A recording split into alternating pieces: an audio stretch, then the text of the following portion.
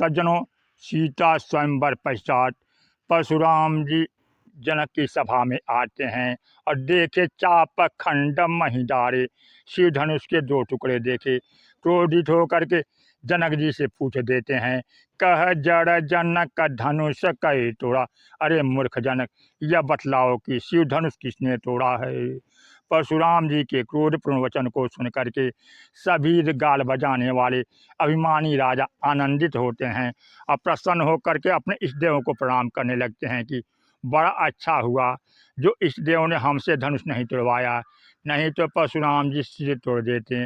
और जनक जी अति डर उत्तर दे नृपनाही, परशुराम जी के क्रोध के जानते हुए कुछ नहीं बोलते हैं। माता सुनैना भी व्यथित हो जाती है और सोचती है कि विधाता बने हुए काम को बिगाड़ रहे हैं। सीता जी भी चिंतित और व्यथित हो जाती हैं। जनकपुरवासी थर थर कांपने लगते हैं। भगवान राम सभय बिलो के लोग सब, जान जान की भीड़ हृदय हर्ष विषाद कछु, बोले श्री रघुवीर। यही भगवान श्री राम की पूर्णता है, न हर्ष न विषाद। तुलसीदास जी से किसी भक्त ने पूछ दिया कि राम के बाद दूसरे राम की क्या ज़रूरत है और दोनों रामों में क्या अंतर है। गोस्वामी जी कहते हैं कि परशुराम नदी हैं और राम जी समुद्र। नदी और समुद्र में अंतर ही है कि नदी बहुत कल्याणकारी और सेवा करने वाली है, परंतु जब नदी में बाढ़ आती है तो वह सर्वनाश करने पर भी तुल जाती है। इसी प्रकार से परशुराम के जीवन में क्रोध की बाढ़ आ गई और बाल ब्रह्मचारी अति को ही मैं यही परशु काटी बल दिन्हे, समर जग जप कोटि न किन्हे। क्रोध और अभिमान के बाढ़ आने लगी और वह क्रोध अभिमान से सबको तहस नहस करने लगे। उनका इस बाढ़ तब तक सर्वनाश करती है जब तक उसको रोका नहीं जाता। तुलसीदास जी कहते हैं कि जैसे बांध के द्वारा नदी की बाढ़ को रोका जाता है, इसी प्रकार से घोरधार भृगुनाथ रिसानी, घाट सुभद्र राम बरबानी। श्री राम की श्रेष्ठ शील पुण्यवाणी मर्यादा का घाट बनकर परशुराम की क्रोध की बाढ़ को रोका। समुद्र में बाढ़ कहाँ आती है, इसलिए जब धनुष तोड़ने के लिए राम जी उठे तो सुन गुरु बचन चरण सिरुनावा, हरस विषाद न कछु उर आवा। धनुष टूटने के पहले किसी तरह का विषाद नहीं कि धनुष टूटेगा कि नहीं, धनुष टूट जाने पर भी हर्ष नहीं और गले में जयमाला पहनाए जाने पर भी आनंद नहीं। अब परशुराम जी फरसा लेकर के धमका रहे हैं, फिर भी भगवान राम को कोई भय नहीं। हृदय न हरस विषाद कछु, बोले श्री रघुवीर। भगवान राम ने समत्व का परिचय देते हुए परशुराम जी को संबोधित किया, नाथ, स्वामी। पहले संबोधन में ही राम जी की विनम्रता और सरलता देखिए। नाथ शंभुधनु भंजनिहारा, होई क्यों एक दास तुम्हारा। महाराज, शंकर जी का धनुष तोड़ने वाला आपका कोई एक दास होगा। परशुराम जी बिगड़ कर बोले, दास मेरा और मैं ही दास का नाम न जानूं। श्री राम ने कहा कि इसलिए नहीं जानते हो क्यों एक महाराज, आप तो बहुत बड़े हैं ना, और बड़े लोग सबको याद कहाँ रख पाते हैं। इसलिए आपको क्या पता कि आपके जाने अनजाने कितने सेवक हैं। भगवान राम सीधे नहीं कहते, वे यह नहीं कहते कि धनुष मैंने तोड़ा, क्योंकि अगर भगवान राम ऐसा कह दें तो यह हुआ कि अहंकार नहीं टूटा। यदि वे कहें कि शंकर का धनुष मैंने तोड़ दिया तो मैं को तोड़ने के बाद भी तो मैं बचा रहेगा। भगवान राम जब नाम नहीं लेते, वे परशुराम जी को समझाने की चेष्टा कर रहे हैं, क्योंकि परशुराम जी का जो गर्व है, अभिमान है, मैं उसी को तो अंत में विलीन करना है, उसी को तो नाश करना है, उसी अहंकार को तो तोड़ना है।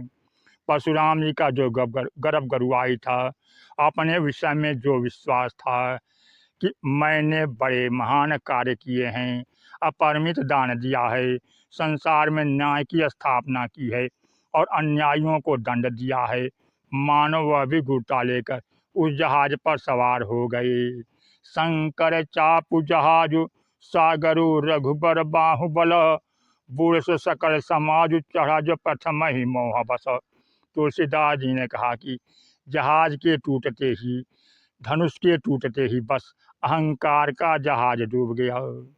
एक भक्त ने गोस्वामी जी से कहा कि यह कैसे हो सकता है। उन्होंने कहा कि परशुराम का गर्व शंकर के जहाज पर सवार था, जब जहाज डूब गया तो फिर परशुराम में गर्व कैसे बचा होगा। परशुराम संवाद तो धनुष टूटने के बाद आया है। उप संवाद धनुष टूटने के पहले होता तब तो कहा जा सकता था कि परशुराम का गर्व डूब गया। वस्तुतः जहाज के डूबते ही सारे यात्री तुरंत थोड़े ही डूब जाते हैं। जो कुछ हाथ पैर मारने वाले होते हैं वे थोड़ी देर तैरने की चेष्टा भी करते हैं, और थक जाने पर अगर कोई बचाने वाला न मिले तो डूब जाते हैं, और कोई सहारा मिल जाता है तो वह पार हो जाते हैं। परशुराम जी का गर्व हाथ पर मार रहा है और राम जी सहारा के रूप में मिले हैं। भगवान राम असीम हैं। असीम के प्रसंग में बरबस हनुमान जी की ओर ध्यान चला जाता है। अयोध्या में रात्रि के समय जब भगवान विश्राम के लिए महल में चले गए तो हनुमान जी भी भीतर जाने लगे।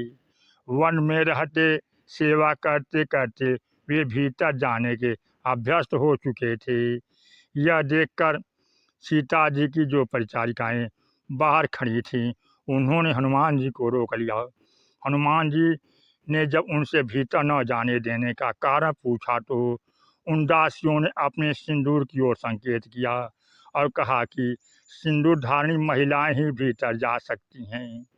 हनुमान जी दूसरे दिन पूरे शरीर में सिंदूर पोत कर पहुँच गए। लाल देह लाली लसय अधर वज्र लंगूर।